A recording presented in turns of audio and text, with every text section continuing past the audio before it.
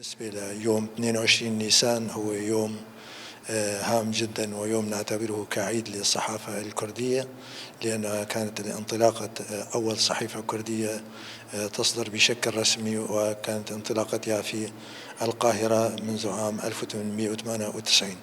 بالنسبة لأهمية صدور صحيفة كردية، كانت في ذلك الوقت صوت الأحرار الكرد وصوت المثقفين وصوت جميع حملة الأقلام والراغبين في إيصال صوت الشعب الكردي إلى أنحاء العالم.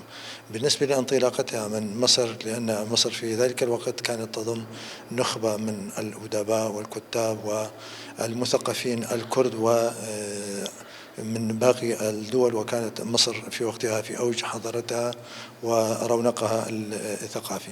طبعا يعني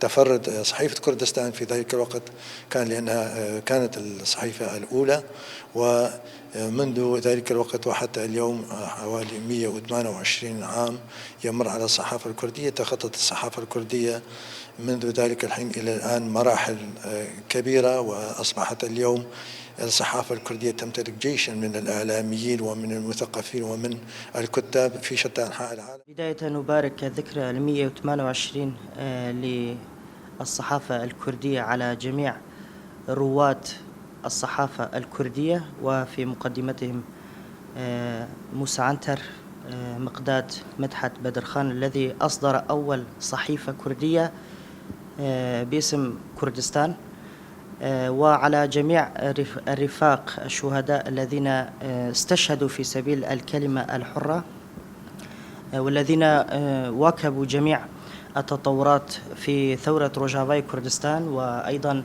في عموم المناطق الكردية في 4 أجزاء كردستان.